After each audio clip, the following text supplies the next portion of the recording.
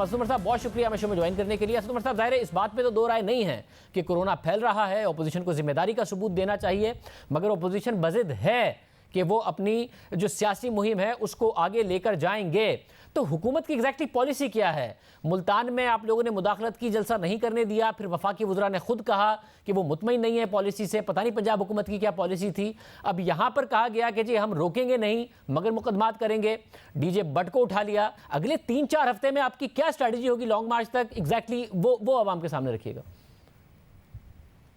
देखिए, इसके अंदर अगर बदकिस्मती से कोरोना के और जितने नुकसानात हैं उसके साथ एक ये भी मसला हमारे साथ हो रहा है, क्योंकि सियासी तौर पर तो इनके जलसों से हमें कोई नुकसान नहीं हो रहा, बल्कि मैं तो कहूँगा कि अभी तक जो हुआ है उससे तो फ़ायदा ही हुआ है हमें सियासी तौर पर। गुजरांवाला में जो शो हुआ वो यकीनन इनकी तवक्कुआत पर वो पूरा नहीं उतर रहा था। मुल्तान में बहुत कमज़ोर शोर था, पेशावर में कमज़ोर था, लेकिन साथ कोरोना एक हकीकत है और यही जो शशोपंज है वो कुछ हद तक आपको फैसलों में और जिस तरीके से फैसले पे अमल दरामद होता है उसके अंदर भी नजर आ रहा है। वज़ीर आज़म बिल्कुल क्लियर हैं और हम लोग भी सियासी तौर पे उनके साथ बिल्कुल इत्तेफाक करते हैं कि ताकत का इस्तेमाल करके, रियासती ताकत के बलबूते के ऊपर जलसे हमें नहीं रोकने चाहिए, लेकिन साथ साथ एक जिम्मेदारी भी है। तो कोशिश हम ये कर रहे हैं कि पूरा पैगाम भी पहुंचाया जाए और लोगों के ऊपर तशद्दुद किए बगैर, ताकत इस्तेमाल किए बगैर अगर कोई कानून तोड़ रहा है तो उसके ऊपर कुछ ना कुछ कानूनी कार्रवाई तो होनी चाहिए ना। चाहिए मुझे डीजे भट्ट का नहीं पता था कि डीजे भट्ट को पकड़ लिया, मतलब नहीं पकड़ भी लिया है और कोरोना एसओपीज़ की खिलाफ वर्जी पर नहीं पकड़ा है बल्कि लाउड स्पीकर एक्ट की खिलाफ वर्जी पर पकड़ा है और फिर असला बरामद होने का भी मुकदमा साथ में करने की बात की है। तो उन लोगों ने भी पहले डीजे भट्ट पर हाथ डाला था, आपने भी पहले उन्हीं पर हाथ डाला है। डीजे भट्ट, उस वक्त भी डीजे भट्ट को पकड़ा था। देखिए, जैसे मैंने कहा कि अगर इंतजामी लोगों से आप बात करेंगे तो यकीनन वो ये भी आपको कहेंगे कि भाई हम क्या करें, हमें तो कोर्ट ने ऑर्डर दिया हुआ है, जो बात सही है। कोर्ट का बड़ा वाजे इसके अंदर ऑर्डर आया हुआ है कि जो एनसीसी के फैसले हैं वो हतमी हैसियत रखते हैं और गैर कानूनी है। जो 300 से ज्यादा का इज्तिमा अगर हो रहा है, अवामी इज्तिमा, तो वो गैर कानूनी है। सब मगर फिर मुझे ये बताइएगा आपकी एग्जैक्टली स्ट्रेटजी क्या है अगले 3 से 4 हफ्ते के लिए? वज़ीर आज़म कहते हैं जी मुस्ताफ़ी होंगे मैं इलेक्शन करा लूँगा। इतनी बड़ी तादाद में पंजाब में, मरकज़ में, सिंध में ये कैसे इतने बड़े इलेक्शन हो सकेंगे? और जब ये मुस्ताफ़ी होंगे तो घरों पर नहीं बैठेंगे, एजिटेशन करेंगे, उससे आप किस तरीके से निपटेंगे? और ऐसे इकबाल साहब ने कल कहा कि आप लोगों ने अप्रोच भी किया था, हुकूमत की तरफ से अप्रोच किया गया मगर वाज़ेह पैगाम दे दिया गया कि जी अब मुज़ाकरात का वक्त निकल गया है। नहीं, हमने ऐसा कोई खुफिया पैगाम नहीं है। ये हम बात जो है वो पिछले कई हफ्तों से कर रहे हैं और तमाम जितने भी कम से कम सीनियर वज़रा हैं हुकूमत के, वो एक ही बात कर रहे हैं और वो ये कह रहे हैं कि हम ये कहते हैं हुकूमतों का काम होता है दरवाजे खुले रखना। हम सियासी पार्टी हैं, हम सियासी अमल में यकीन रखते हैं और हम तो अपोजिशन के साथ बैठकर बात करने के लिए तैयार हैं। सिर्फ एक चीज के ऊपर लकीर खींची हुई है वज़ीर आज़म ने भी और बाकी जो लोग भी हैं, और वो ये कहते हैं हमारा जिसको उर्फे आम में कहा जाता है एनआरओ नहीं दिया जाएगा।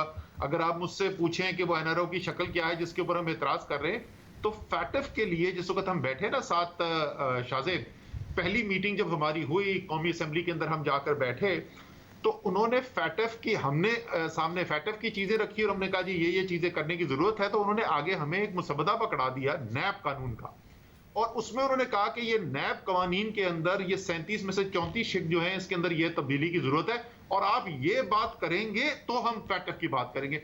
वो वाहिद चीज है जिसके ऊपर हम बात करने को तैयार नहीं है। उसके अलावा जो भी मसला पाकिस्तान का है, इसीलिए मैंने रिक्वेस्ट की थी, हमने एनसीओसी से दरखास्त की स्पीकर साहब से कि कोरोना के मामले के ऊपर ये सियासी मामला नहीं है, एक फोरम बना हुआ है। स्पीकर का ऑफिस वैसे भी एक न्यूट्रल ऑफिस होता है, पार्लियामान सबसे बेहतर जगह है, तो पार्लियामान की जो कमेटी बनी हुई है इसके कोरोना के मामला को देखने के लिए, उसकी मीटिंग प्लीज कॉल कर दें। उन्होंने मीटिंग कॉल कर दी, उन्होंने उसमें आके बैठने से इनकार कर दिया।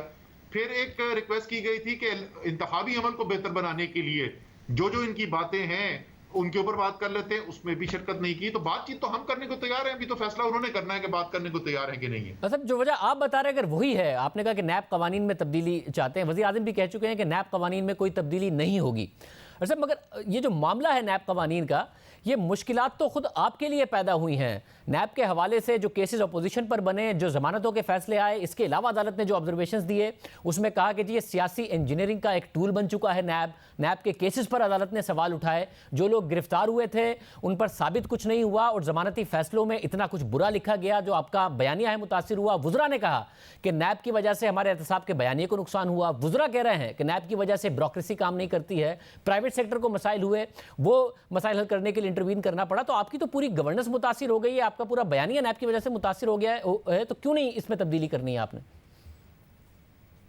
अच्छा देखिए, नैब के भी जो कवानीन है वो तो हम भी ये कहते हैं कि नैब के कवानीन के अंदर तरमीम की जरूरत है, और हम ये सिर्फ जुबानी जमा खर्च नहीं करते हैं। आपको पता है कि एक ऑर्डिनेंस लाया गया था इसीलिए क्योंकि हमने ये कहा, जैसे आप बता रहे हैं, गवर्नेंस के मसाइल आ रहे हैं, ब्यूरोक्रेसी जो है वो फैसले करते हुए घबरा रही है, सरमायाकारी असरअंदाज हो रही है, प्राइवेट सेक्टर वाले इससे तंग हैं इन कवानीन से।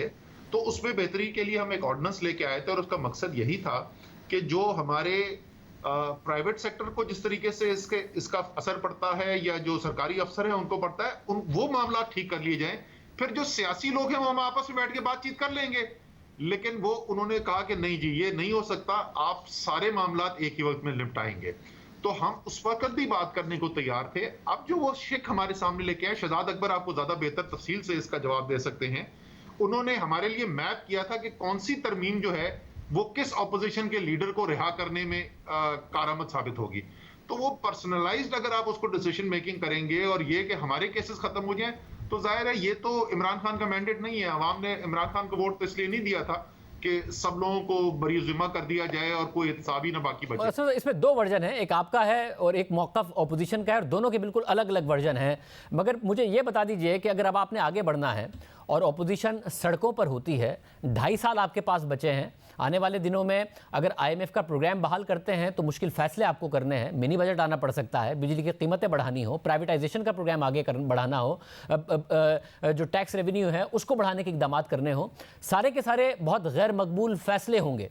और गैर मकबूल आपको फैसले करने के लिए अगर ऑपोजिशन सड़कों पर होगी, आप पर दबाव होगा, तो आप मुश्किल फैसले ये नहीं कर पाएंगे, मुश्किल और गैर मकबूल फैसले, अगर आप बात ही नहीं करेंगे उनसे। जी देखें, जाहिर है कि ऑपोजिशन ये सब कर ही इसलिए रही है कि हुकूमत के लिए मुश्किलात पैदा करे। वो तो बुनियादी मकसद ही यही है ना इस तहरीक का, कि इतनी मुश्किलात पैदा की जाएं, मुल्क के जो काम हैं, जिस तरीके से आपने अमूर हुकूमत चलाने हैं उसके अंदर मुश्किलात खड़ी कर दी जाएं, और उसमें शायद दबाव में आके हुकूमत जो है वो कोई ऐसी बात मानने को तैयार हो जाए जो उसूली तौर पर जिससे वो इत्तेफाक नहीं करते।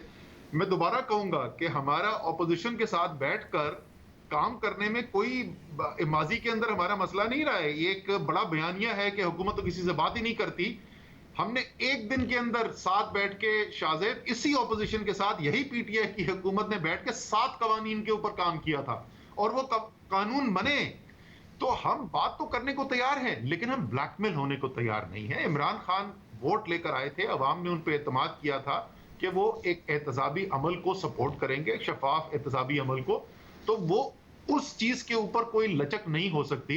बाकी जो मर्जी बात की करना चाहते हैं जरूर करें, हमें इस पे क्या एतराज हो सकता है।